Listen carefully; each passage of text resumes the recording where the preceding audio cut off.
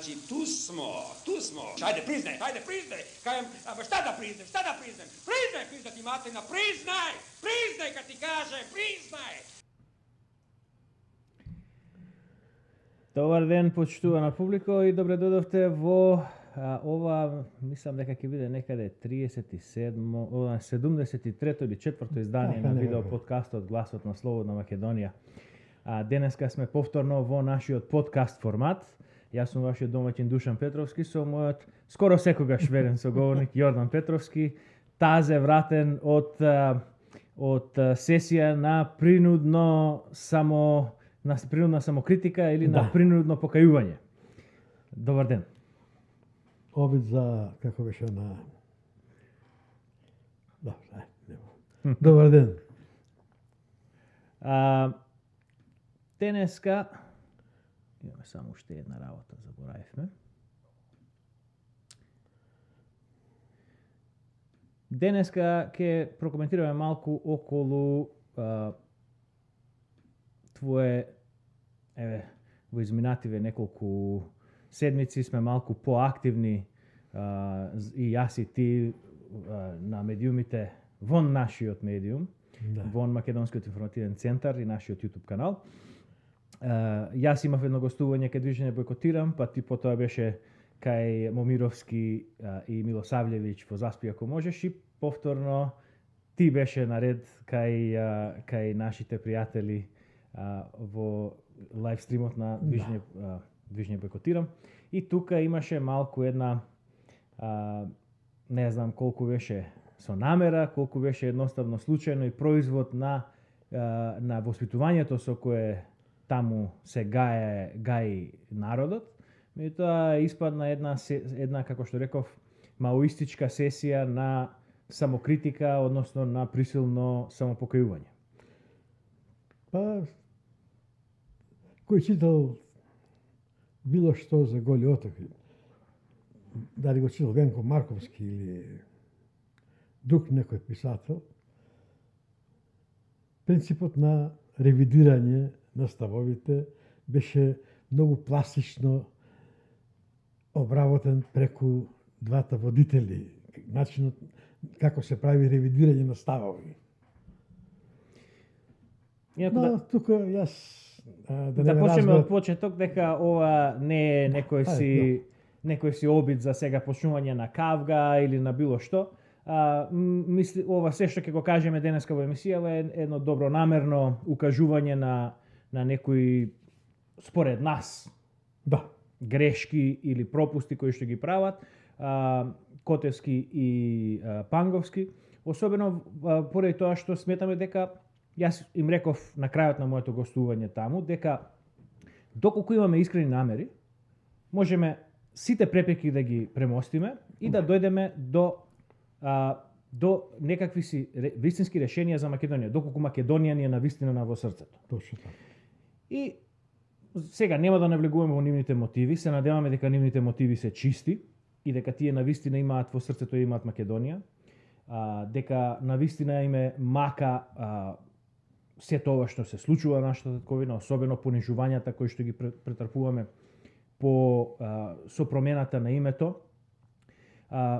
Меѓутоа, можеби ќе појдам од своја гледна точка една, сиве овие дечки кои што се вклучени во таа група, имам слушнато како сведочат дека за нив денот, мислам дека 12 јануари, тоа е на 11 јануари формално се промени уставот на тамо 2019 година. Денот по менувањето на уставот за нив бил еден своевиден нервен слом. Тогаш реалноста на ситуацијата им дошла на пред очи. Ние се разликуваме од нив само во тоа што ние тој момент кога доживувавме, па би рекол некаде или крај на 90-та година, почеток на 91-та, со првиот државен удар на Киро Глигоров, или со потпишувањето со влегувањето и прифаќањето на спорот со Грција. Значи, изборуваме за 92 година. И сега тие се обидуваат да најдат некакво инстант решение и да ги најдат виновниците за Преспанскиот договор и промената на уставот од 2019 година, без да ги погледнат работите од самиот почеток. И тука прават една грешка, бидејќи нема да го најдат решението, бидејќи не го бараат проблемот. Да. И на тој начин не си помагаат ниту себе си, ниту и помагаат на Македонија, на македонскиот народ, на македонската држава. Па, тука малку да се надополнам. Моето прифаќање да ја расчистиме дилемата околу тоа дали сум бил Шарл или не, беше прво тоа, дека тоа сепак се еден подкаст кој е така представуван дека е десно ориентиран, дека не комунистички и патриотски. И очекував дека ние ќе разговараме со аргументи. И ќе ги почитуваме докажување на аргументите. Без... Ќе почитувате етиката на цивилен дискурс, Да. на цивилна дискусија и на онаа дискусија која што е наменета кон наоѓање на проблемите и решавање на проблемите. Додека не се најде изворот на проблемите, ние не можеме да го решиме проблем. Затоа ќе посочиме кој сака нека погледа нашата дискусија со Владо Треневски, македонскиот бугарин кој беше гостин кај председателот на Бугарија Румен Радев. Како ние со него разговаравме, иако имавме диаметрално спротивставени мислења, воопшто не инсистиравме признај Владо дека ова не. Оставивме човекот да си каже што има. Ние ги кажавме нашите аргументи. Оставивме на публиката која го следала тој наш разговор, таа дебата, да донесе сама суд. Бидејќи најлошо е кога водителот или водителите се обидуваат да наметнат мислење. Тоа е моделот на Васко Ефтов во неговите, бидејќи тој ги води со одредени личности кога води емисии, тој намерно ги води не се во живо и ги сече. Овдека немаше сечење, но имаше недозволување да кажам оно што да се каже. Секојаш ме сеча одреден Не момент. можеа да те монтираат, меѓутоа ти го сечеа зборот. Да, и затоа што и остана многу, мене ми е жал што остана многу работи кои беа многу битни за да се затвори една слика за вториот дел што беше на емисијата, тоа беше сосема тој втор дел за иницијативата ќе траеше многу пократко. Ако го завршивме во првиот делот каде што зошто сум прогонуван и зошто сум заминат во да барам азил. Бидејќи ако УДБА уште 90-та година СДБ планирала да преку да обезбеди финансиски докази дека ВМРО е финансирано од Бугарија и со тоа да обезбеди дека ВМРО е пробугарска партија, бугарска партија, која ги штитела и беше од тука излегува дека се борела, дека нивната основна цел била спојување на Македонија и Бугарија. Тоа ќе бил доказ, ако сум ги зел парите. Тоа остана да не се каже. Да. И тука е тоа е она што затоа инсистирам и сакав да направим оваа емисија, бидејќи тоа е главното. Околу моето учество во Шарена револуција беше доволно ако намерата беше да се види дали сум бил или не сум бил. Тој мој статус каков таков не е првиот статус кој сум го напишал, него е некој си 5 или 6 пат. Сум одговорил на исто прашање. Јасно да е до знаење, тој е напишан година дена можеби пред протестите на кои сум учествувал во Торонто. На протестот, еден протест бил.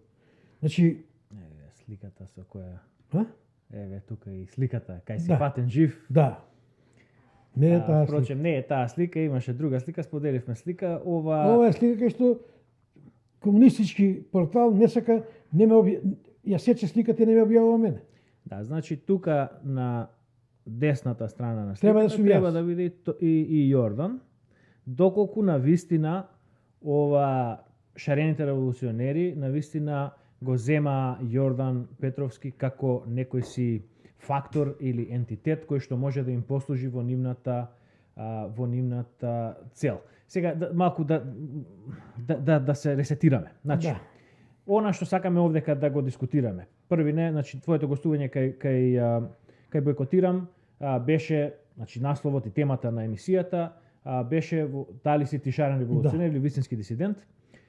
И обвинението беше дека ти си дал поддршка на шарените револуционери за време тамо на 2016 година и со твоето влијание кое што го имаш во Македонија, никој не знае какво е тоа влијание, ни ние не знаеме. Меѓутоа со твоето влијание ти си повлијал да конечно дојдеме до падот на Груевски, земањето на власт од Заев и сето она што проследи.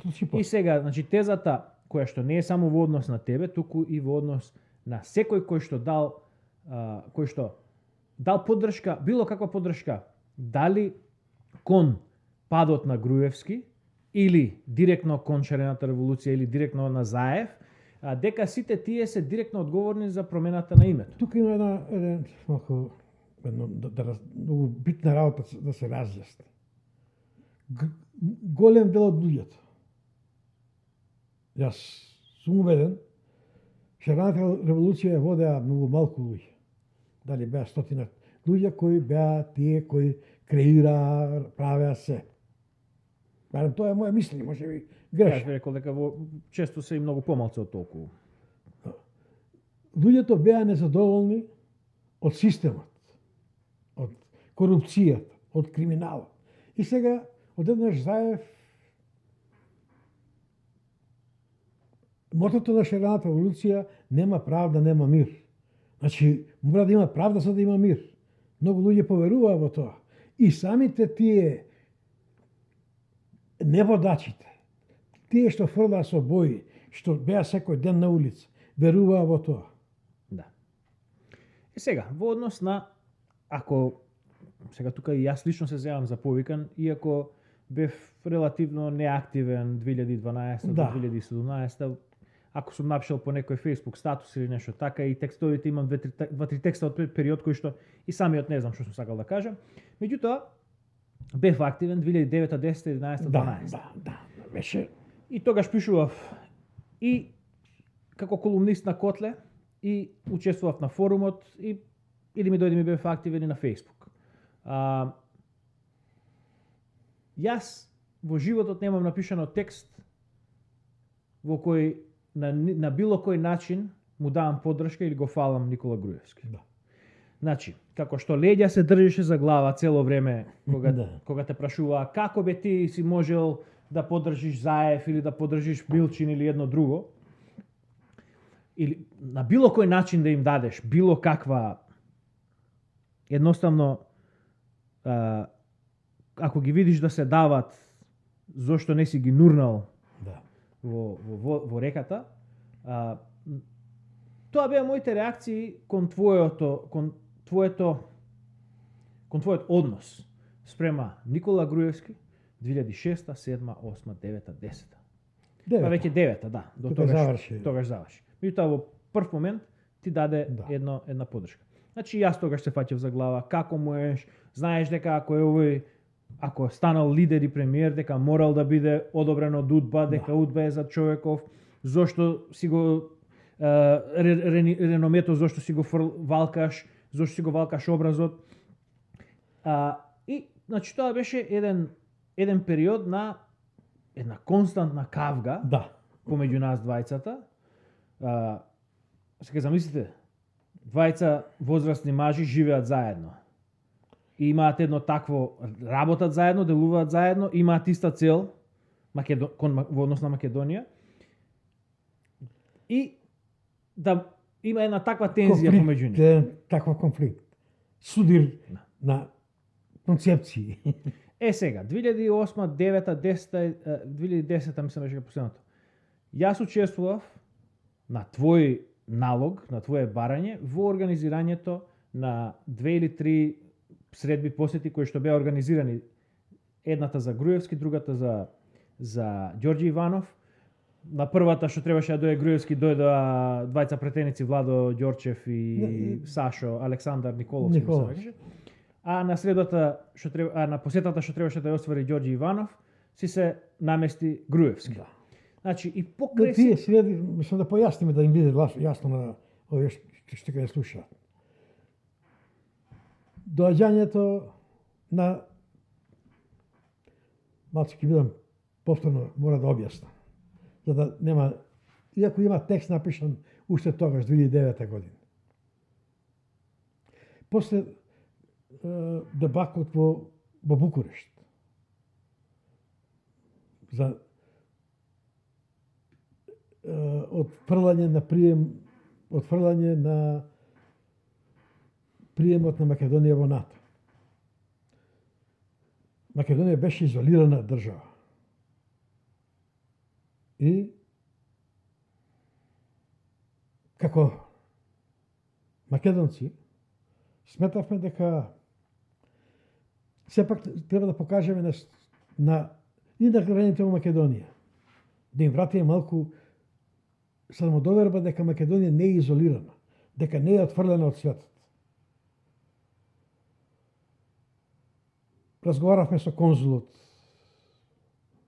на тогашниот конзул во Канада, Мартин Терневски, дали сака да организираме Груевски да дојде на посета, на официјална посета во Канада. Тоа можевме да го направиме. Имавме ние наши контакти, наши врски. Разговорот се случуваше кај мене дома. Меѓу мене, Мартин и неговата сопруга и човекот на премиерот на Канада Стив Харпер. Одеа само со поруки. Мислам дека многу е тешко сега да се извади листингот од телефонот на после 12 години, но се надевам дека Мартин тоа нема да го сокрие ако биде прашан за ова. Кога му прати порака Мартин на Груевски дека може да има посета, Груевски одговори со една, да не кажам, порака која беше повеќе навредлива или поценувачка. Вика, да, би дошол, ама да дојде премиерот Харпер на Гоцевата вечер во февруари месец. Овие разговори беа некаде ноември-декември 2008 година.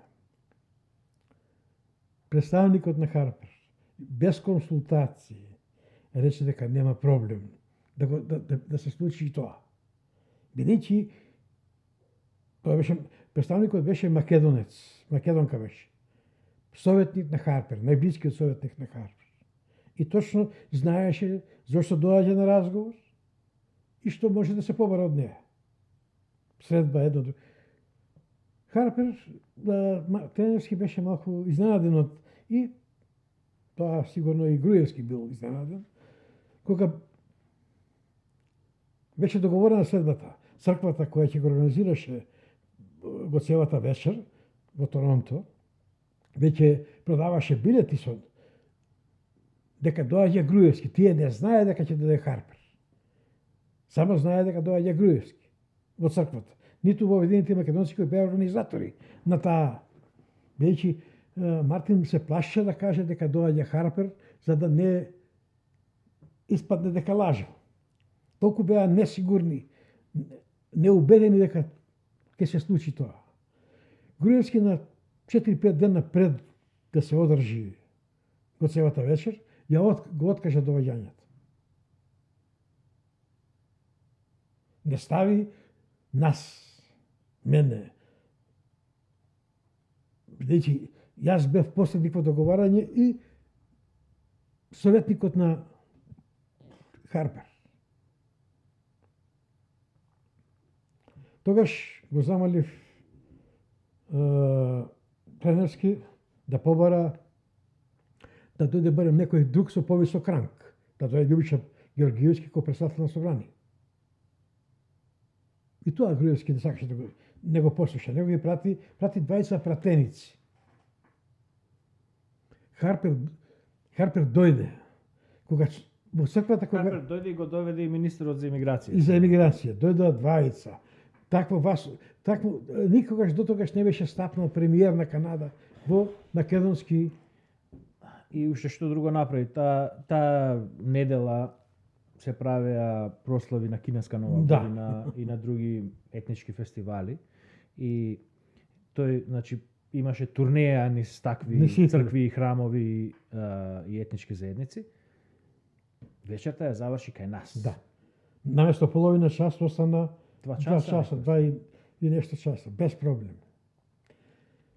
Сега, тогаш, после тоа,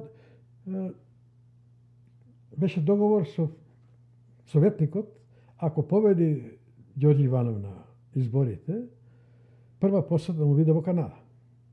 Харпер прифати и имаше сценарио да кај советничката во незиниот дом направа дружба Харпер со семејството, Иванов со сопругата, да ете така едноставно да има барбекю парти. Да направиме една летна скара. Една летна скара, да се направи една многу блиска и неформална, спонтана средба, а со тоа Харпер сакаше да даде до знаење дека тој ќе ги брани, ќе ги застапува интересите на Македонија, ќе биде лобист на Македонија. Што се случува? Тоа беше избран Иванов, првата честитка која ја добил Иванов беше од Харпер, од кабинетот на Харпер. Месец дена не одговорија, не се заблагодарија на честитката од кабинетот на Иванов. Кога требаше не подсети Треневски за ветувањето за посета на Иванов, рековме дека нема проблем, ја прашав советничката, дека тоа стои, таа покана е дадена и нема проблем. Одеднаш настанува промена, наместо да бара да дојде Груевски, наместо Иванов. И во тие разговори вика доволно ќе биде да го прими само на 15 минути Харпер, не бара повеќе Груевски. Имаше жестока реакција од моја страна, но не сакав да сепак и таа шанса да се стори нешто повеќе за Македонија, за угледот на Македонија, тука, бидејќи сепак Канада не е некоја земја од калибарот на Буркина Фасо. И таа посета значеше многу за сите во светот. Наместо 15 минути посета, ги остава, целата делегација остава Харпер да спие во Отава, да остане на вечера и утврден ден да продолжат со разговорите. Тогаш македонската страна нема ни едно барање од нас, иако таму се случи уште еден многу интересен настан. Сопругата на министерот за финансии во владата на Харпер е македонка. Не изели име и презиме, не побарале кој е, што е македонците. Македонска делегација на Груевски. Сепак тој човек има висока, тој во консервативната партија, тој што бил министр. Тоа мислам дека беше Тони Клементе. Од италијанско потекло човек. Италијанско-македонските бракови овде се многу чести. И човекот навистина беше многу влијателен во партијата, сега на крај малку го во последно време поотстранет, меѓутоа човек кој што навистина беше еден од не само така влијателен, туку и многу добро прифатен од сите. на тој состанок се канадските представници, утре што ги баре состаноците меѓу владините, канаѓаните предлагаат за регулирање на пензиите. Колку да се најде некаква... Да се најде нешто дека направиле. Да. Груевски, потоа, цело време, каде што оди? Тој беше уште 3 дена тука. Да. Така некако Во беше. Торонто еден ден. И имаше секаде полициска придружба, она формална придружба, го носеа таму ваму.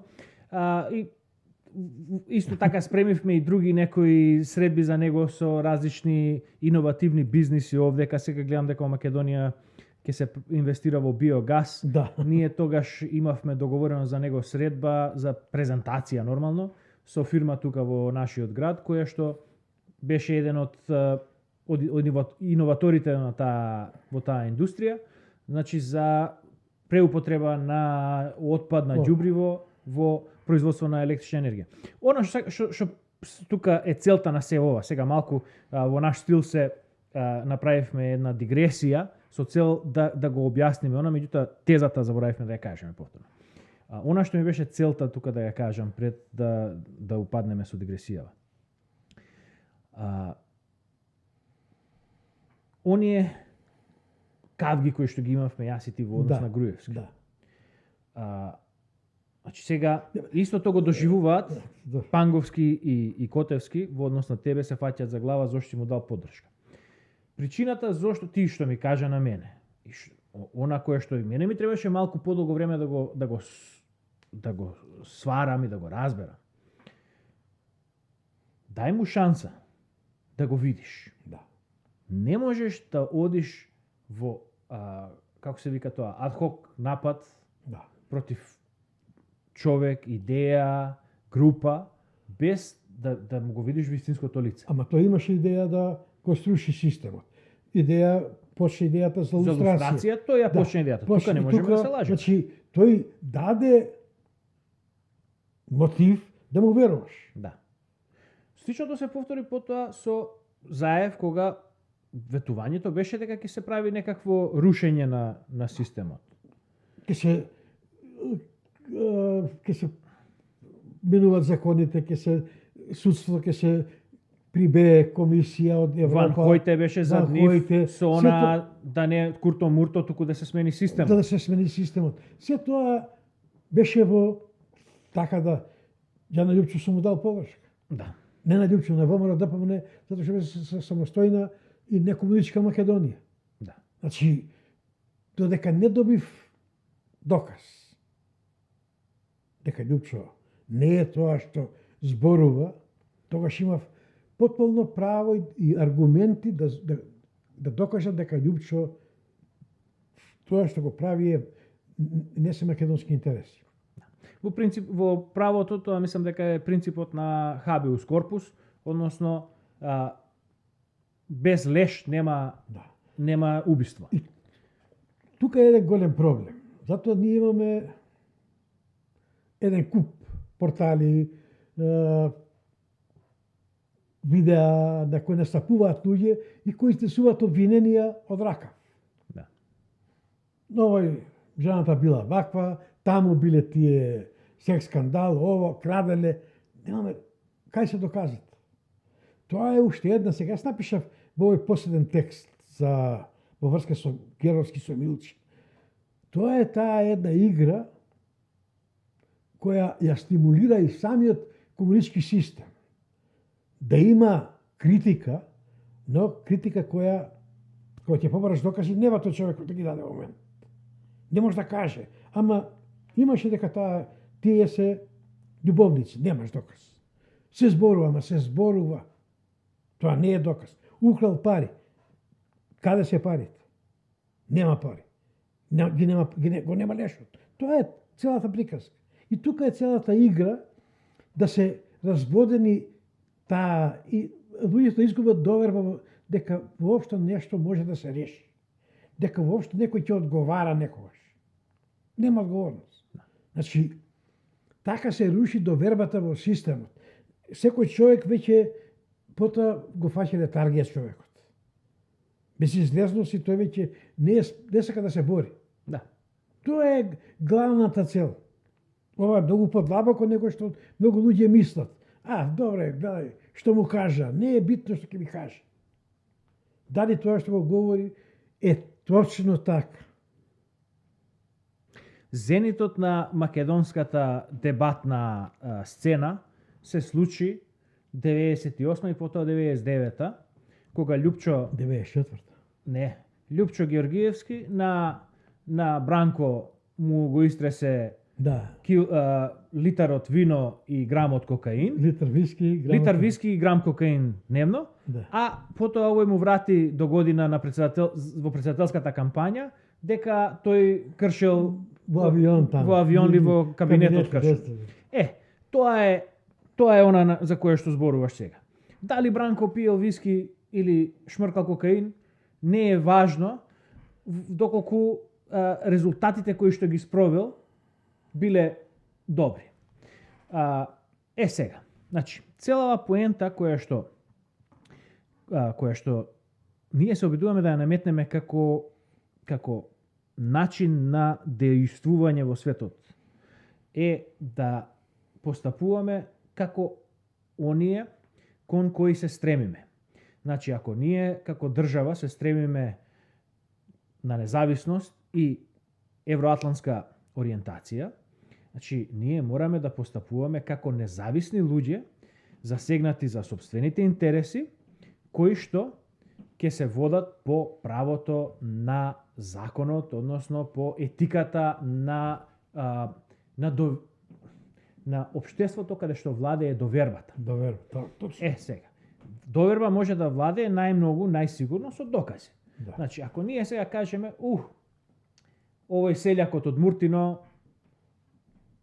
сум чул ова за него, баталете го, нема ние што нему да му даваме прилика, а тој е лидер на една од двете најголеми партии, кои што изнесува некакви си нуди, некакви докази за криминал, кои што знаевме сега. Пазете ова. Во владата на Груевски дојде момент кога таа затру. Може би сега им давам предност и викам дека дошол момент, не викам дека почнало со криминал, туку дека дошло до дегенерација.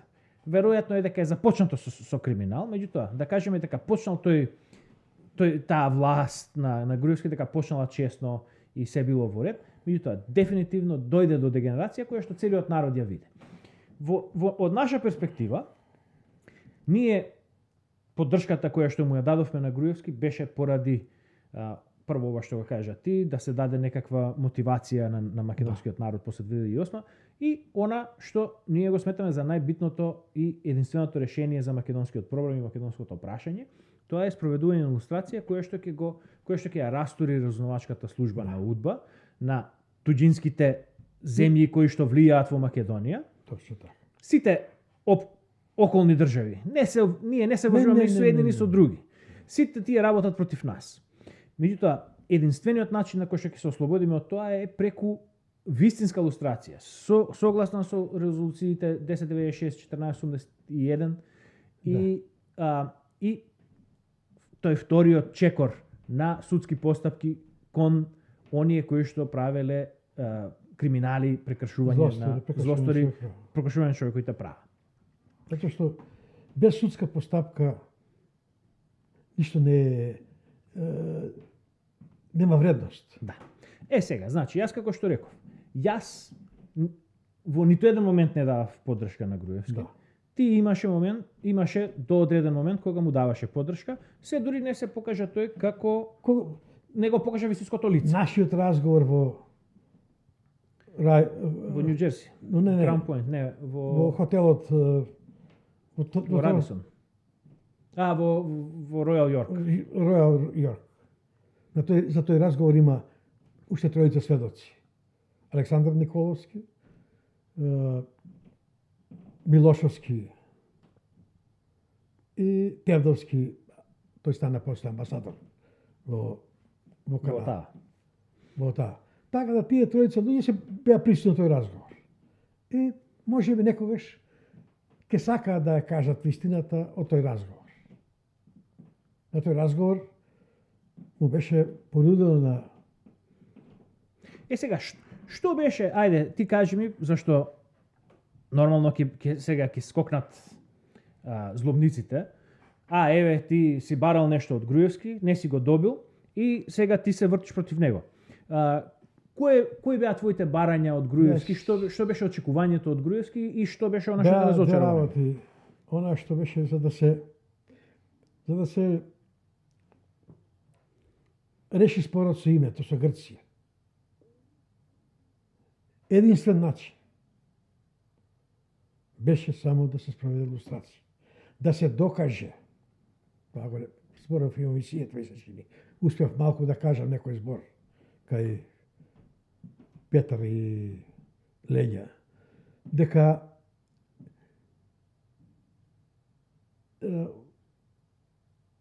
и 91 година, кога е формирана првата влада, кога Глигоров си зеде ингеренции кои не му следуваат, што е кршење на устав или државен удар.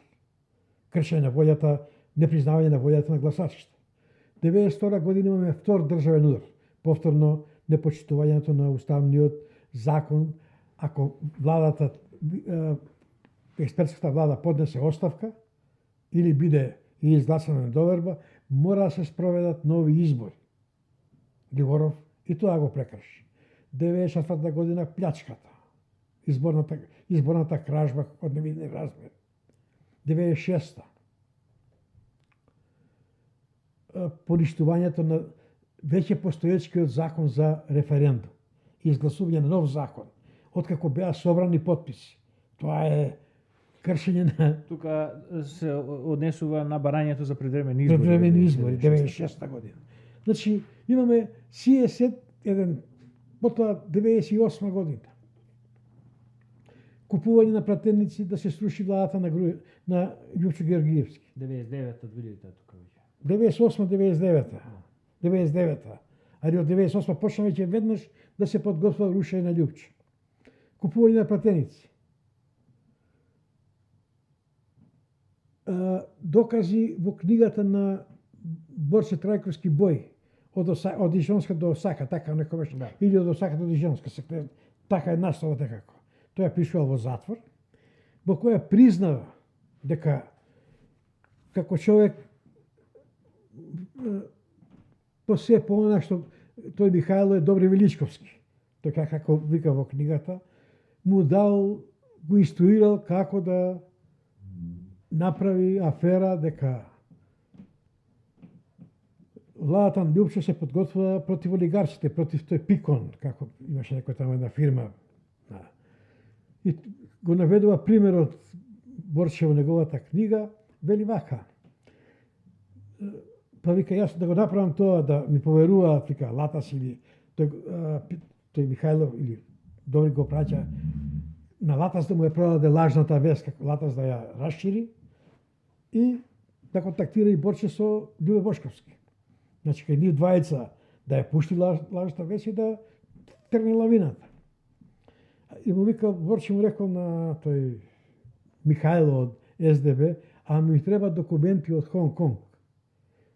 После 8 дена Борче на негова домашна адреса ги принудил сите документи од Хонг Конг.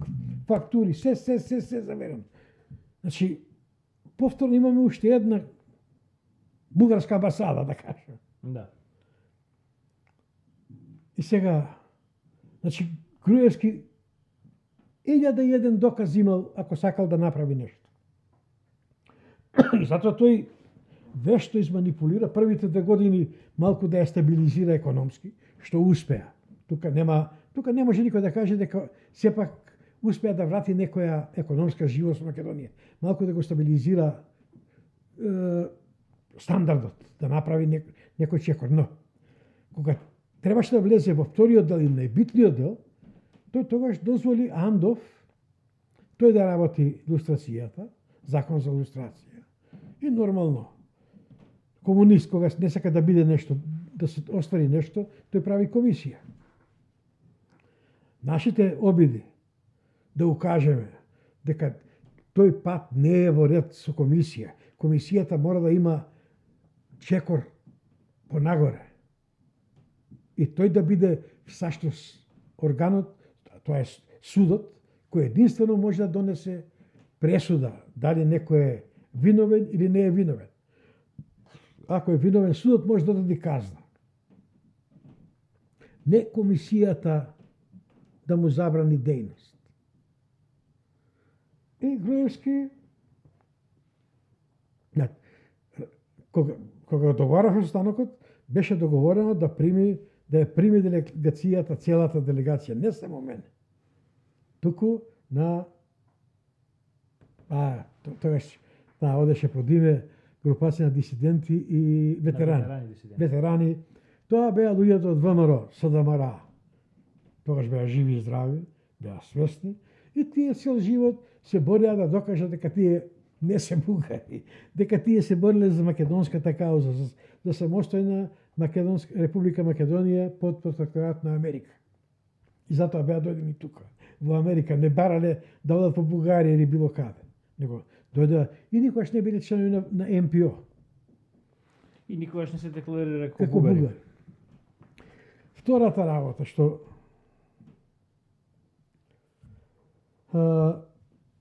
беше многу важна во таа посета.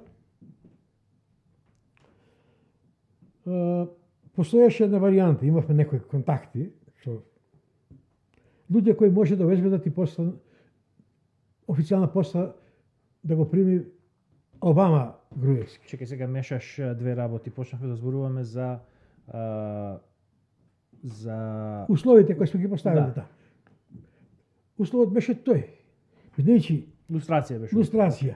Ако Значи сега завршуваме со тоа. тоа. Да, лустрација, бидејќи името само така може да се врати по легален и легитимен пат. Цел свет да те признае, сем Грција. Другите не можеа да ја одбијат, да го одбијат тој пат, бидејќи на тој пат, да се вратам, да појаснам. Ке се покажеше дека Македонија, таа власт која била во Македонија била ненародна, дошла со државен удар. Значи, целото владење на Григоров е проследено со 3-4 државни удара. Повторно да потенцираме. Ова се барањата кои што му ги поставувате на Груевски, ти и групацијата ветерани дисиденти. Да. Како за условна ваша поддршка или не знам што, да му даете легитимитет нормално. Значи, ова се условите кои што ги барате и значи лустрација, чија што цел, значи, кај вас не е само тесната, ние да бидеме рехабилитирани, туку имаме многу, значи тоа е ајде да го кажеме врвот на леденикот. Да. Вие да бидете рехабилитирани. Под сето тоа се крие разрешавањето на основните проблеми со кои е заглавена Република Македонија во својот пат кон вистинската независност. Значи, зборуваме за државниот удар на Киро Григоров и сето она што произлезе од тоа. Зборуваме за криминалната приватизација и зборуваме за отстапките на меѓународен план кои што се направија во однос на името, во однос на знамето и кои што го подготвија планот, да не се лажеме, планот за тиранската платформа, односно не планот, туку јадрото на тиранската платформа започна со самото формирање дали на првата, дали на втората влада, кога се постави како услов, на првата влада, кога се постави како услов, колку беа пратеници од албанските партии. 17. Да, тие мора да има да учествуваат во Григоров и во експертската влада ги постави, во втората влада таа легитимна. Околу тоа наша рехабилитација. Не беше наша рехабилитација по прашање. Јас сум рехабилитиран со одлуката на канадскиот суд да ми додели азил. Јас не сум оптоварен да рехабилитирам или да Дане, Данче, Петре, сите тие не беа оптоварени со.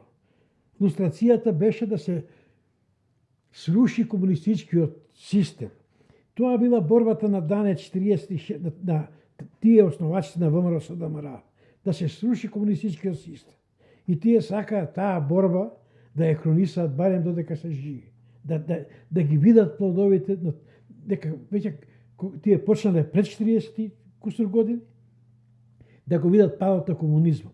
Немаше тука никаков ничи личен интерес или лични каприци, лична омраза. Ако било така, ние немаше никој да помислиме на Македонија. Така ли? Да. Меѓутоа, ете да го ставиме и И тоа тоа, еве, нека биде. Ја затоа викам, тоа е некој си врв на Нека биде и леденико. така, ама Да. Зашто секој сега Не сака- реално е дека секој сака да му се исчисти образот. ама Не на никој не ни се доаѓа тоа што еве и јас на моето гостување кога бев таму, ме праша па добро ете што мислиш ти да правиш бидејќи имаш ете таква етикета на бугараш, на Ванчо Михайловис, на рехабилитатор, на што ти ја знам. Јас им реков, нема ништо сем барање на вистината и држење до вистината. Јас сум македонец, јас сум свесен во мојата определба и тоа никој не може да ми го оспори. А од тука натаму се зависи од слушателот. Колку тој е подготвен да ја прифати вистината. но има уште една работа. Денеска и суд да донесе одлука дека јас, Дане, Данче, Петре, сите сме не сме видовни воопшто. Да. Утре, ако историјата се отворат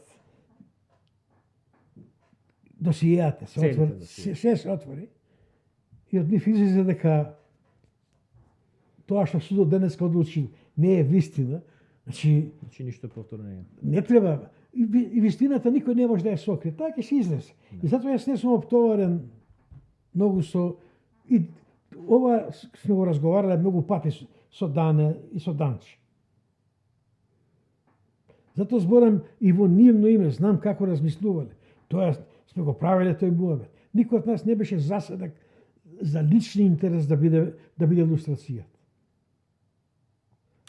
Па сега тука може би ете добар момент да тргнеме и на еден друг аспект од дискусијава.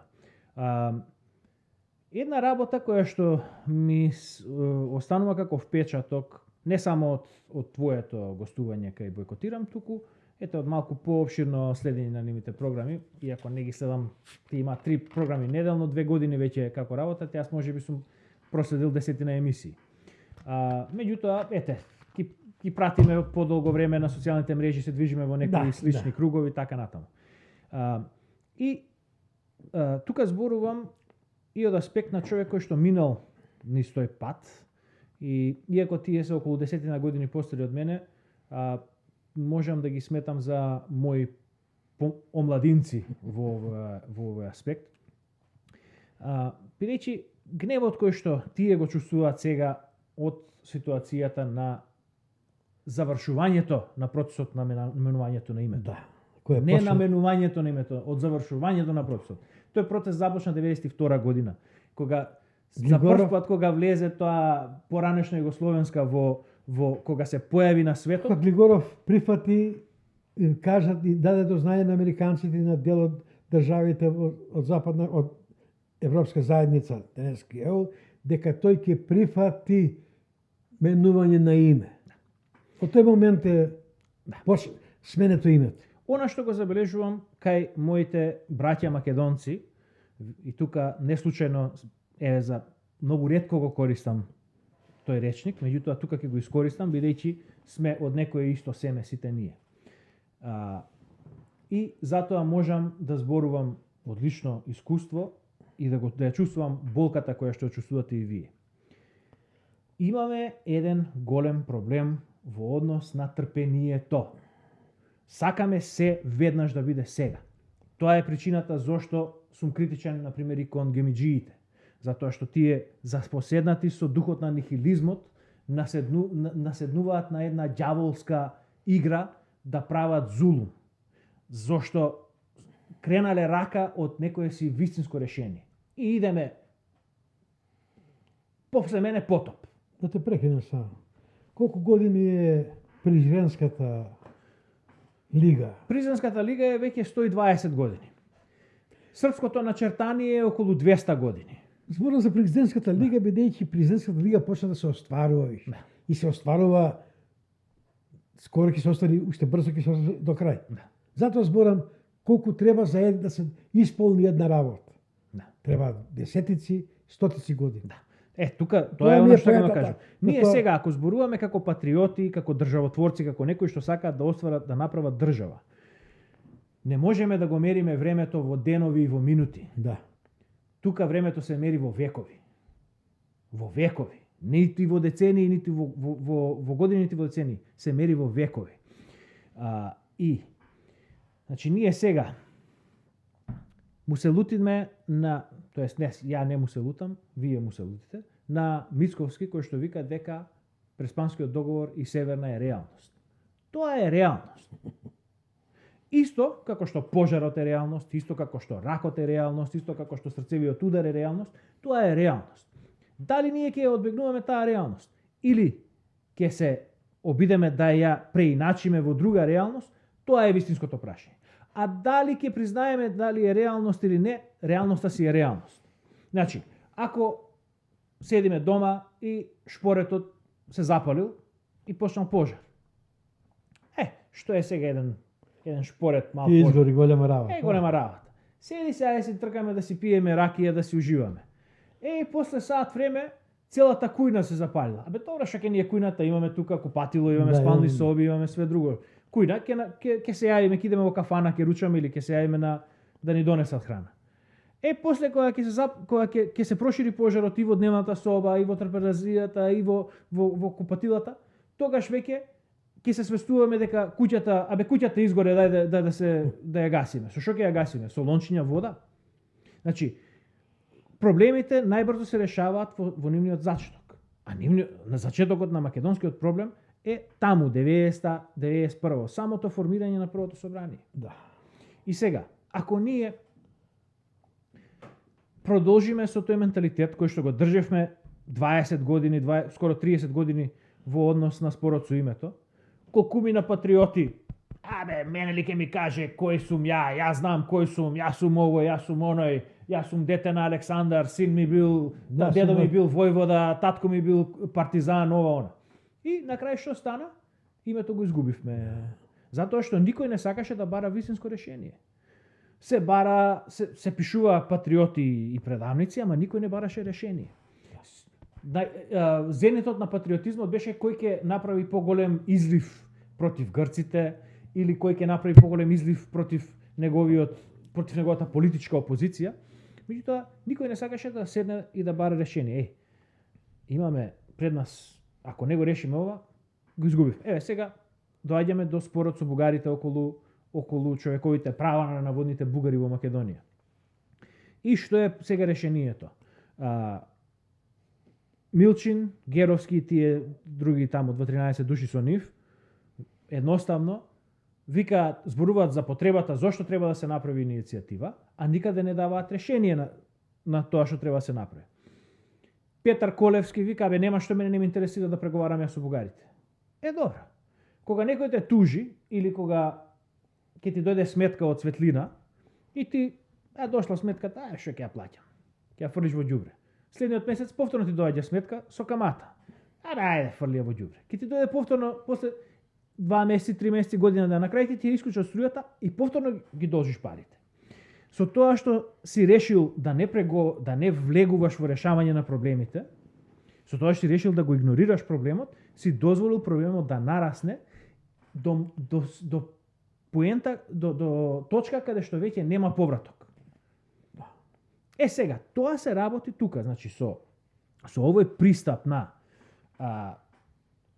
не да се утврди материјалната вистина, туку да се докаже сознанието дека Јордан бил шарен револуционер, дека овој бил бугараш, дека овој бил оваков, овој бил оваков, без да се утврди материјалната вистина, тука ние самите меѓу себе се јадеме како кои беа овие шакали или шкорпиони кои се меѓу себе што се јадат, а нашите противници на крај си го јадат медот.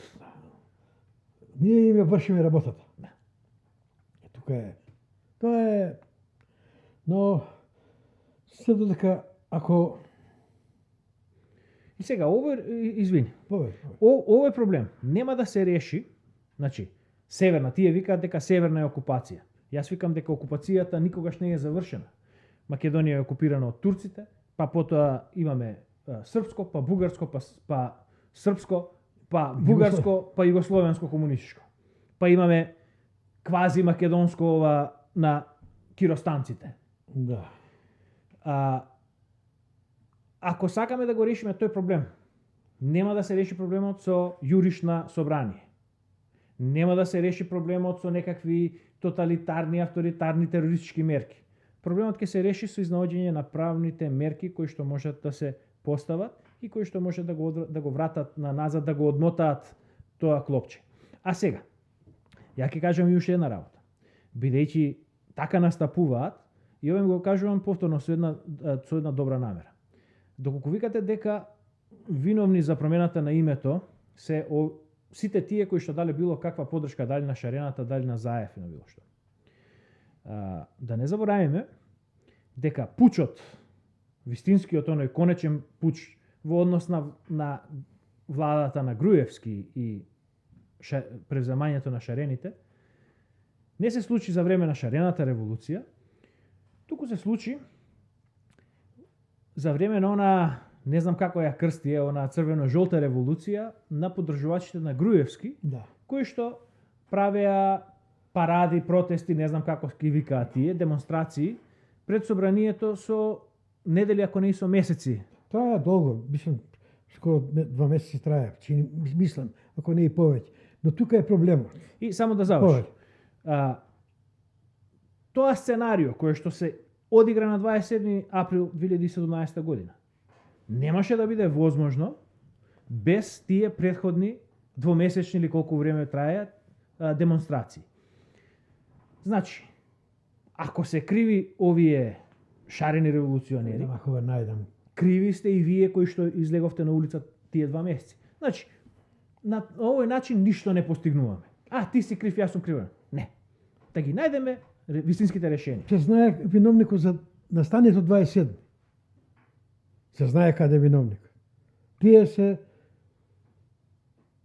режија на СДБ. На 27. Дајте му да најде на МИЦ.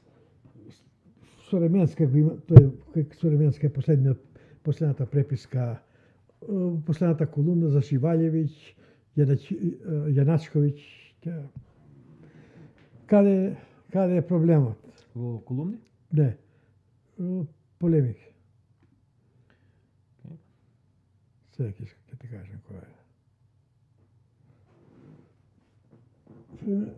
Ова кај што Заев се да се на глава, да. Тоа треба да видим.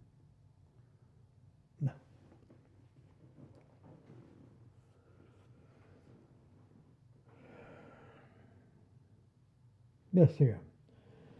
По времето на кога се случува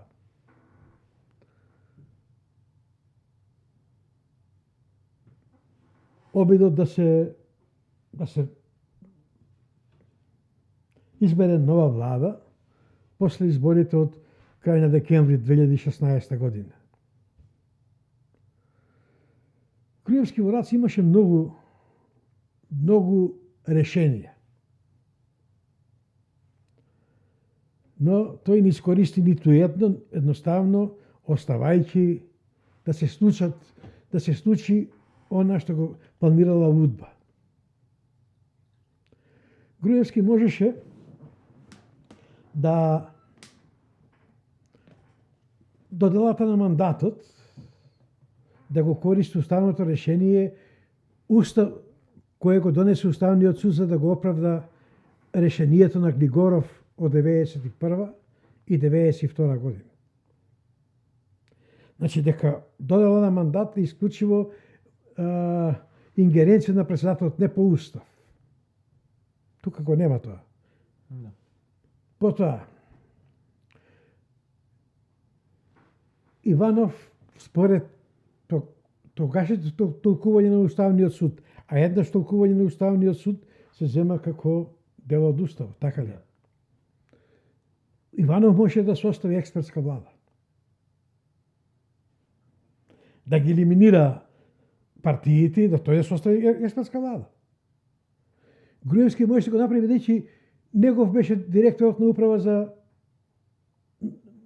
на пета управа. Негов директор на УБК. Негов беше министерот на полиција. Негови судството беше Сваровски. Негово беше судството. зошто не ги искористи тие адути во свој раце, да направи потез кој ќе ја сочува државата. Сега Туку дозволи не можам да одам да барам, меѓутоа мислам дека ти вакви текстови пишуваше во тој период. Па пишував и затоа ќе ги најдам сега текстот дека. Но еве го последниот текст. Сега има една интересна работа. Фросина Ременски во последните година дена пишува текстови со кои утре кои ќе читаат луѓето, ќе сватат дека до 2006 година, 2007-2008, ајде да земе, да ги оставиме првите години од владењето на Груевски, но од 8 година па натака во Македонија владее црн терор. Тоа е таков безвластие, таков тоталитаризам да она пред тоа течело мед и млеко. Тоа што сака како да Петар тука направи една такав се надевам пропуст. Необмислен. Мислам дека да, еве ќе посакам дека ова е вистината, дека тој во тоа негово инсистирање да не да се утврди материјалната вистина, туку по секоја цена да ти го докаже со мнението дека си шарен револуционер. Мислам дека направи еден огромен кикс кој што еве се надевам дека ќе го исправи во идно време, кога тој рече дека впрочем Македонија до 27 април 2017 година била правна држава. Со тоа Петар се става во истиот табор со Фрчковски, со Милчин, со Мирјана Најчевска, значи со сите овие шарени револуционери против кои тој наводно стои. Значи, по прашање на лустрација, тој едноставно е со нив, зашто вика нема сврха во вршење лустрација. По прашање на тоа дали Македонија била, каква држава била, дали била правна или криминална држава до 2017, тој вика дека била правна. Исто вика дека еве по прашање за споров со Бугарија дека нема потреба да се преговара. Тоа е статус, тоа е мислењето и на Милчин и на шарените. И конечно со тоа што тој вели дека имало правна држава до 2017 година, тој ги фрла во вода ВМРО-вците од 90 до 2000 година за кои имаме досиеа. Не знаеме што се случува после 2001 година. ВМРО-вците од 2000 до 90 до 2000 година, меѓу кои мислам припаѓа и неговиот стрико Ѓорѓи Котевски, кои што исто како тебе се водени по линија на македонски екстремизам и на вршење на соработка со бугарската служба и фактички оние обвиненија со кои се расфрла Фрчковски и сите други од таа тајфа, дека иницијално партијата ВМРО-ДПМНЕ во првите нејзини, сега кој како му одговара го зборува тоа, меѓутоа за времето на Љупчо Георгиевски како лидер на таа партија, дека тоа било навистина дувло на бугараши. Пазете што зборувате, затоа што зборовите имаат вредност. Ако денеска ние се мачиме со фактот што имаме период кога нашите предци се декларирале и биле регистрирани како некакви си бугари. Во книгиве кои што ги преведуваме, документите кои што ги изнаоѓам, тие наизменично фигурираат како македонски бугари, како бугари во Македонија или како македонци. Значи, три термина кои што се вртат околу нив, без тие да приговараат.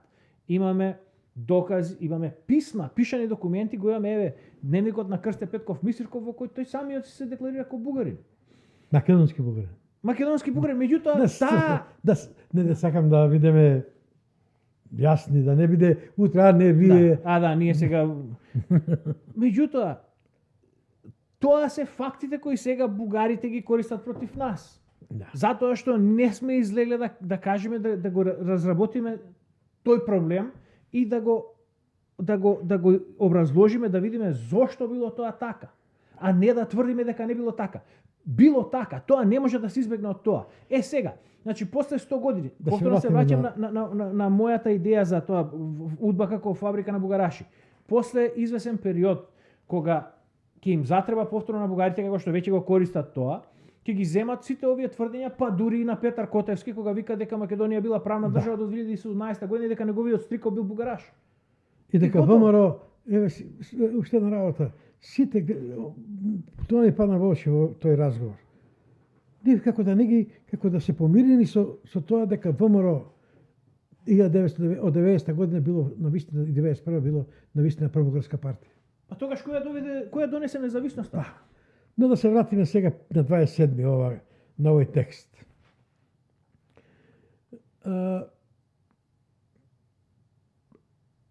Живаљевиќ е внатре во собранијата. Кој е Живаљевиќ? Кој е Живаљевиќ? Дали тој е човек на Груевски? Мислам, на ВМРО човек, не на Груевски. Лошо се изрази. На протестантите е тој човек, тие што протестира, тие што влегоа со намера да го спасат уставот. Бидејќи луѓето кои влегоа внатре. Јас сум напишал уште првиот ден го има тоа, стои, барем тој доказ, и тој доказ стои, дека влегувањето во собранијето е дело на удба. И дека заради тоа што не реагирала полицијата и другите институции, чија должност била да го заштитат уставниот поредок. Значи, треба СДБ да интервенира полицијата, за да ги спречи, да ја спречи не деловничката седница. Тука е пучот. Пучот е кога е почната седница на која е избран Таљат Джафери. Тоа не е седница. Да. Сега. Значи, Груевски или Емил Димитров тогаш беше премиер на влада. Но Чавко беше министар на полиција. Тој млад, намо веќе неко презимето, беше директор на СДБ. Зошто тие не реагираа? Да го спречат државниот удар. Иванов имаше војската во раце. Зошто не реагираше да се спречи државниот удар? Тука е проблемот. Тие луѓе, ако реагираше државата, никој немаше да влезе во собрание. Да, па затоа викам тие луѓе, значи оние кои што беа на улица 2 месеци претходно, беа искористени како декорација со која што се покри играта на удба. Меѓутоа, сега, како што илјадниците луѓе кои што беа на улица во шарената револуција, беа искористени од страна повторно на истите играчи. Сега, ова, мислам дека него до крај затворивме. Дали си ти шарен револуционер, кога ти си се свртал против Груевски, дали ти си дал вистинска поддршка на шарената револуција, дај тоа прашање да го Значи сега признај. Признај. Па јас уште... Значи, јас се обидов со тој увод што го дадов за тие што ги примив тие документи од човек од СДС, дека се случува нешто. Дека постои некој судир, што јас не знам, што не знаев, што ќе се изроди од тој, затоа веднаш, кога избега бомбите, затоа че јас реков ќе го најдам тие пост мои мислења на Фейсбук. Жалам што не сум напишал текст тогаш. Но го користил Фейсбук и Котле. Форумот Котле е хакиран од јули минатата година и недосасуваат постови од 2021 до 2015 година. Некој имал зошто ги брише тие постови, не знам, но тоа е тоа. И веднаш напишав на Фейсбук, за да јас реков да им дам до знаење дека ако го користат моето досие, дека тие од мене, јас немам кон нив никаква врска. Не знам зашто, што сакат да прават. Може би сакат да прават една, тоа денеска ми доаѓа у глава, не денеска буквално, него овие неколку месеци наназад гледајќи ги случувањата, повторно превирањето околу Заев, неговата оставка, делбите, и повторно ми доаѓа у глава. Може би правеле една многу опасна и монструозна работа. Да, ќе направа тие делома лустрација,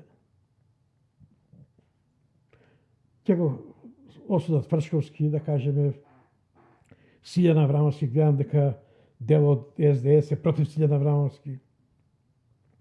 Ќе го осудат, тие неколку души ќе бидат осудени. На Бранко му беа стегнати, значи Бранко може би ќе го суделе, Црвенковски. И со тоа во народов ќе стекнаа слика, да, еве ги, значи овие се расчистија со комунистичкото минато. Ќе ја заврши работата која требаше да направи ВМРО, ама не до крај. Системот ќе остане шист, значи тогаш више никој не можеше да му докажеш дека системот е ист и системот е проблем.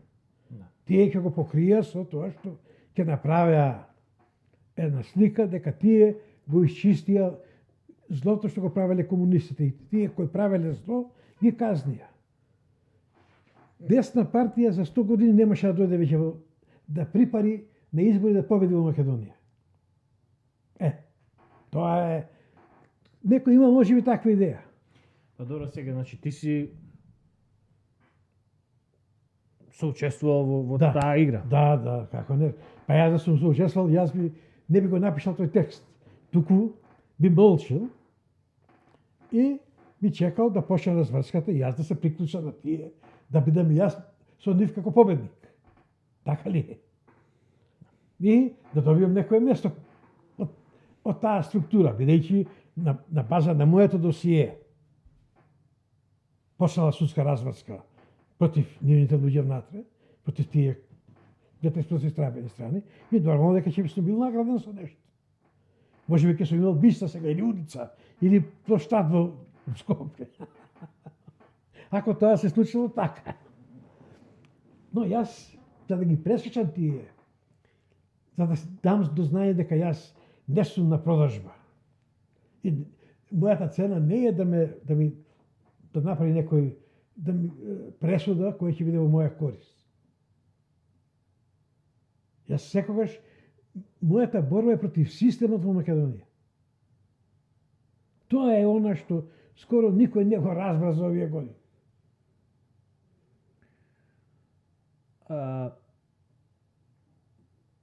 Тука ли беше, или овој неутралци беше текстот, Неутралци. што го зема како крунски доказ?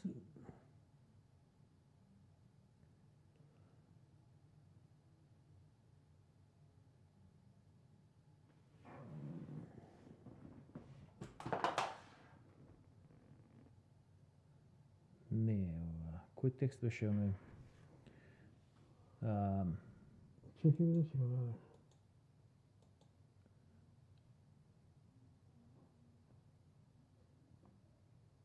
Не, мислам дека ова. Тоа е. За ВМРО и за ДПМН. Да, тоа е. За ВМРО, ДПМН и СДСМ.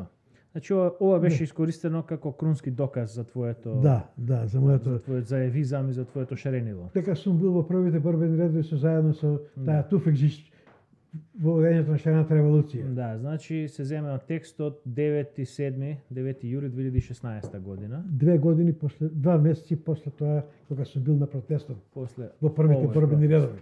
Тука, да. Каде што те нема на сликата, значи доколку на вистина овие шарени револуционери сакале да го користат твоето реноме во својата игра, не знам зошто би виделе за сходно да те исечат од сликата, туку барем како јас би постапил сосема поинаку, јас би се обидел твоето лице да го ставам во прв ред.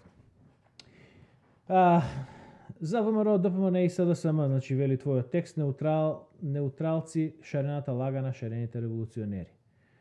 Нема сила која во моментов може да го спаси ВМРО, ДПМН од корумпираното водство, бидејќи голем дел од членството е корумпирано до коска. Тука мислам дека 90% од македонците ќе се согласат со тоа. Тогаш, во тој момент па и сега.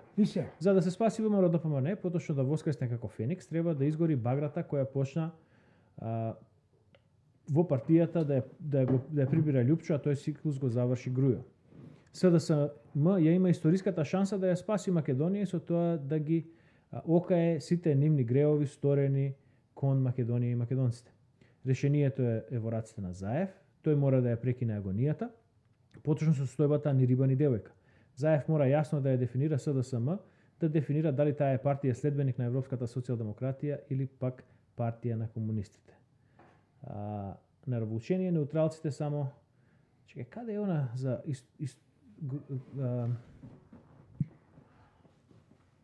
за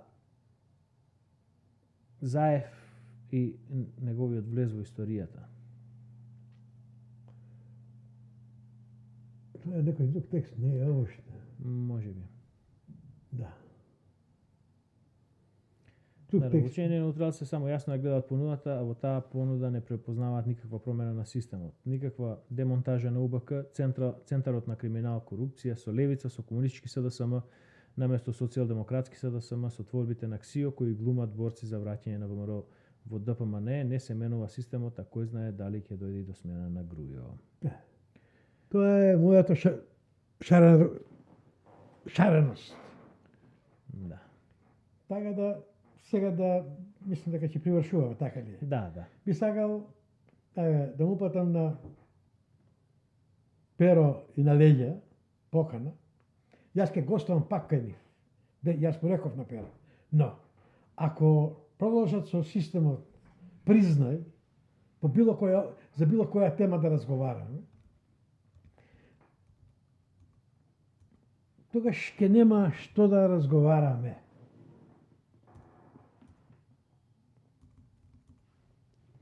Така ли? Да. Така.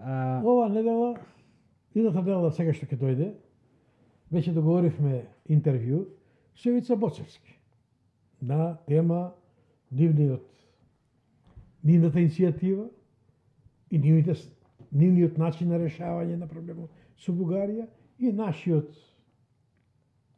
став изнесен во емисијата Заспи ако можеш. Значи, Боцевски прифати да дебатираме. Кој ден ќе биде, ќе ве известиме порано. Денеска постигнавме начална согласност со Боцевски, прифати да гостува, ставивме од понеделник да договориме кој ден ќе го правиме. Значи, веројатно ќе биде емитувана последната недела од јануари или првата недела од февруари. Значи, она што едноставно се обидовме да го доловиме во оваа емисија е дека ние сме прво дисиденти против системот кој што управува со Македонија. А тоа е дисидентство. А не против извесен лидер или извесна партија, затоа што едно од работите кои што не успеа да ги искажеш во твојот вовед е дека ние во Канада, односно во нашето бегство, во нашиот екзил заминавме за време на управувањето на владата на Лјупчо Георгиевски. Во време на Лјупчо Георгиевски, чија што партија тија беше главен финансиер во првите 5 години на незиното финансирање, човек кој што имаше и некои лични односи, контакти едно друго кои што се потребни за еден таков однос. Меѓутоа ти беше еден од водачите, да не те кажем водач, еден од водачите на првиот револт против Лјупчо Георгиевски, кој се случи независно од ова ти што го зборуваше Прегеска 98 година, плановите за рушење на владата на Груевски, ова беше внатре партиски судир. Не рушење на Лјупчо, ова беше да се заузда Лјупчо и да се врати на правиот пат. Не беше обид за рушење на него, туку за рушење на таа политика по која што фати да води. Значи, ние сме и ќе останеме дисиденти против системот со кој што управува со Македонија. Значи, тука мене не ми е битен дали е Лјупчо, дали е Груевски, дали е Милчин, дали е Заев, дали е Бранко, дали е Киро. Секој кој што работи против Македонија е мој противник. Секој кој што работи во користа на Македонија е мој пријател. Ние против Груевски се официјално и формално и дефинитивно застанавме веќе до 2010 година. Значи, самиот почеток на форумот и на вебсајтот Котле беше едноставно со цел да се парира на Груевски. Да. На Груевски и на на соросоидите. Да. Значи, затоа што соросоидите, критиката на соросоидите кон Груевски, кон проблемите кои што тој ги правеше, не беа реални критики, не беа критики кон она што е суштински и вистинско. Да. Туку беа нивно внатре партиски интереси. Ние го критикуваме од она што ние сметаме дека е национален, од перспектива на национален интерес, од перспектива на градење на Македонија како македонска држава. Тоа што во еден момент се подудрија, да кажеме, се совпадна шарената револуција, буткањето на Груевски од власт, со твојот децениски труд за рушење на системот, не на власта, Да. на рушење на системот, тоа е едноставно еден производ на фактот што ти си човек кој што е активен во македонското прашање толку многу време и е сосема нормално да има моменти кога ќе има некакви совпаѓања со некои невкусни карактери во македонскиот политички. Промената кај Ван Хојте. Извините, прекинав, но таа е многу... Ван Хојте и прибена стапија со еден многу јасен, кристално јасен став. Дека проблемот во Македонија не е промена на едната партија од друга на власт. Проблемот на Македонија е системот. И Ван Хојте тоа даде изјава имам изјавата, даде изјавата на медиумите. Јас тогаш напишав дека ни еден медиум нема ова изјава на Ван Хојте да ја повторува, да ја потенцира, да бара да види до каде е со таа промена на системот. Еви со Ван Хојте, тогаш ти му даваше подршка на Ван Хојте. Јас повторно се фаќав за глава, викав дека ова е еврокомунист, неомарксист, бриселски црвен. Меѓутоа, ти му даде шанса затоа што тој изрече нешто кое што беше во насока во исправна насока. Интерес на Македонија. Да.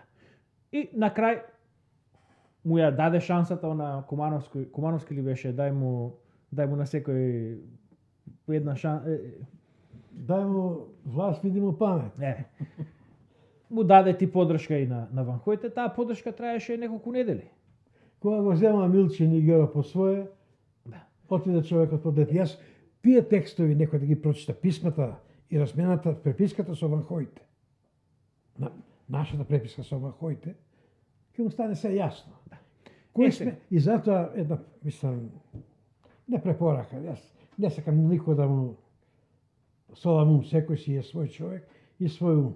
Јас се работам вака, ако треба да дебатирам со некого или да пишувам за некого. Јас читам за тој човек се што можам да најдем на интернет, во вестници, во било што, за да добием потполна слика за него. Не материјалната вистина да ја утврдиш. Реалната. Не да носам за него мнение од едно ситно делче од неговиот живот, од тоа што тој го прави. И затоа викаат луѓето, за да судиш за некого, треба да ги облечеш неговите чевли и да го изодиш неговиот пат. Само тогаш ќе можеш да судиш за тој човек. А тоа е да читаш, да го запознаеш тој човек со се што направил, што напишал, да влезеш во неговиот ум, во неговиот начин на размислување. Да. Тоа е Две последни работи што би ги кажал тука. Едната е во однос на овој прогласов на Милчин и на друштвото, кој што беше преобјавен кај express.mk. Да. Само да го најдам текстот тука на МИЦ, повторно беше во полемики, така? Да. Значи, текстот, рушење, да. Тоа. Текстот кој што ти си го објавил под наслов без рушење на бугарските аргументи за ветото и лјадници повици на обединување ќе се предавствено добиена војна, во express.mk беше објавено со друг наслов, кој вели вака: поддршка за иницијативата на Геровски и Милчин, запирка, но се бараат и решенија. Сега тука во изминативе неколку години, посебно од како левиве избуфна на големо, дојде една реторичка узречица. Се она што ќе го каже некој како изјава, како афирмативна изјава, проследено со запирка, но слободно може да се избрише. Да. Важи само она Последно. сега, тоа е впрочем и она, сега да не го бараме тој текст кој што го вадеше тој, околу Заев си го нашол местото во историјата. Да. И тука има повторно запирка, но па натаму следи. сега, тоа е впрочем она што тоа е едноставно, како се вика тоа, реторички инструмент. Нема ти да ја опишеш твојата критика, мораш да го поставиш мислењето кое го критикуваш. И вторава работа. За ова обвинение кое што ти го префрла сега не знам, не би го залепил директно на Петар или на леѓа, меѓутоа имаш и во коментарите дека едноставно Падоро ти час си соработувал со ВМРО, па час со овие со СДС во 2014 што ти праќале документи, па не им кажавме дека и со Палчо имаш соработувано и уште и тогаш во 98-99 кога тој беше на старт. Део новина да интервју да правиме. Правевме и кај него. Значи, сега, ова посебно му го потенцирам на Петар, бидејќи тој е либертаријанец. Таткото на модерното либертаријанство, Мари Ротбард, е славен по фактот што едноставно направил 75 коалиции во неговиот живот, десо марксисти, десо конзервативци, десо овакви, десо онакви, затоа што едноставно барал пат како да дојде до извршување на неговата замисла. Сега. Тој бил политичар. И Рофпард не бил политичар, тој бил како интелектуалец активист. Сега кај мене е сосема друго нешто. Да. Јас не сум приоѓал кон нив. Да. Тие приоѓале кон мен. Ние се сетнале, тие единствено сум, како да кажам, три партии, јас реков дека три партии од тоа време биле антикомунистички, да го сменат системот. И со сите три сум им пружил рак. Сум дал поддршка. И морална и материјална. Сум сакал да... Но Лјупчо беше тој кој направи најголем успех. И тогаш ни беа, иста ни беше целта. Кога 98 ни се разделија патиштата. А кога тој тргна по прагматичниот пат? Да, по прагмата, јас останав на тоа што беше мое. Јас затоа во првото интервју кое го направил Фокус, таму во уводот кога прашнав зошто, јас му реков, јас чувствувам морална одговорност, бидејќи сум финансиер на ова партија, да ја кажам вистината и да укажам каде е проблемот и каде се прави грешката. Јас не реков дека сум сгрешил, бидејќи јас сум останал на тој пат за самостојна, некорумпирана, некриминална држава Македонија. Така ли? Како можам да кажам дека грешим? Јас велам во тој моје Facebook статус. Јас давам поддршка да има судски процес и да се утврди кој е виновен. Ако е виновен Груевски, ако бил криминалец, затвор. Ако пак Заев е виновен, лажел, затвор. На кого припаѓам јас? На кого тие двајца? На никој. Тоа е, кога тоа ќе го разберат луѓето. И тоа ќе биде мото на скорост на голем дел од луѓето. Особено оние кои сакаат да бидат во политика.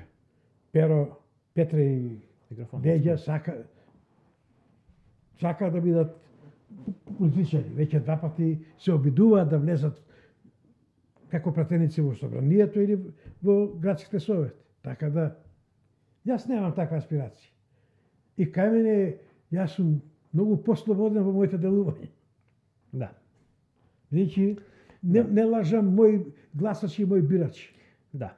Па, повторно ќе се вратам на мојата завршна мисла таму со нив, дека оно што ќе правам јас, како ќе се рехабилитирам себе си. Ние, она што треба да им биде јасно на нашиве гледачи, и на пријателите и на непријателите. Ние сме изгубиле се. Ние сме биле на најлошото дереđе. Да. Ние сме прогонети од нашата татковина, вековна татковина. Бог знае од кога сме таму. Прогонети сме од таму. Не можеме веќе да се вратиме. Бог знае дали воопшто некој од нашите наследници ќе може да се врати таму.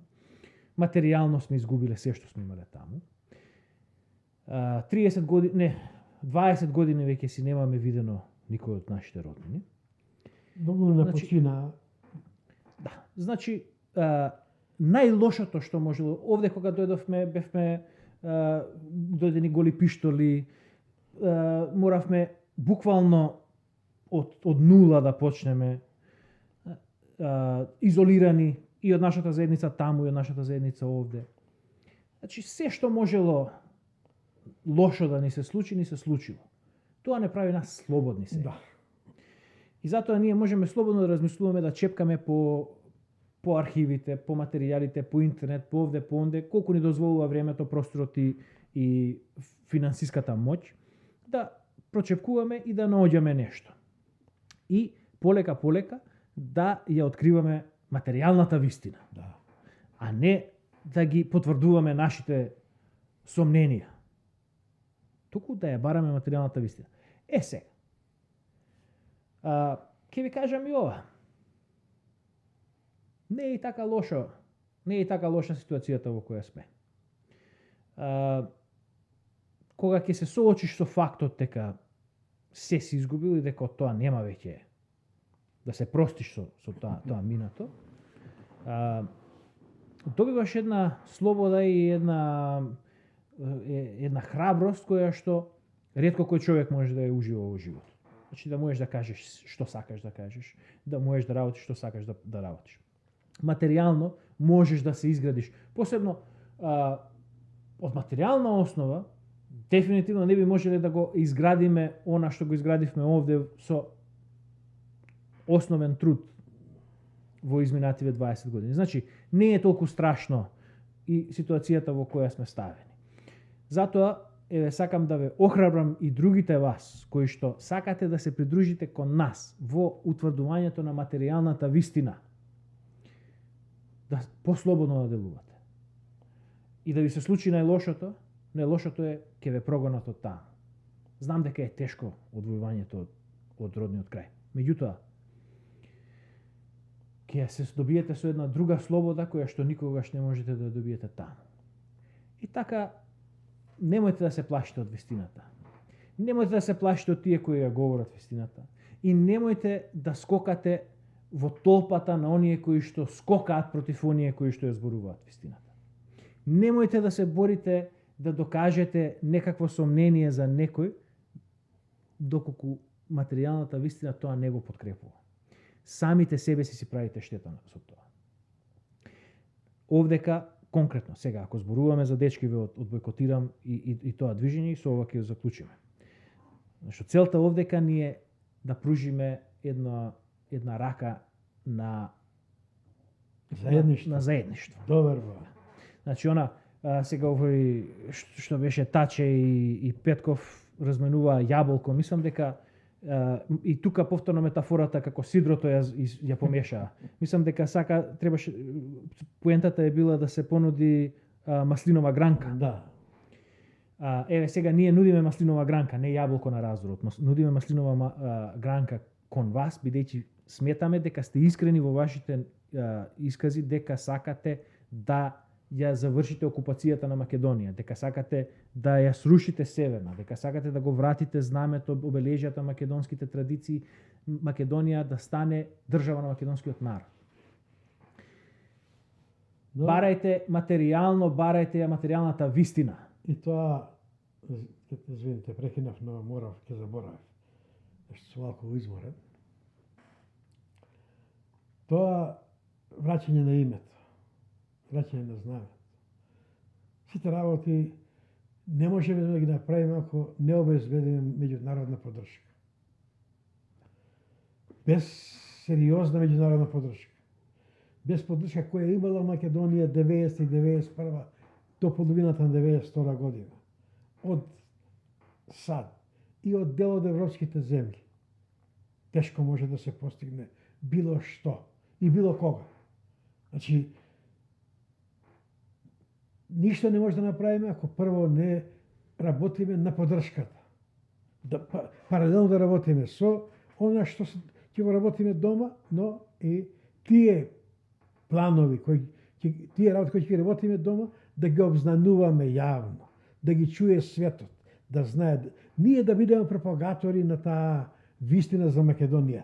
Не Милчин, не Хелшки комитет, Најчевска, Пировска. Тука е разликата.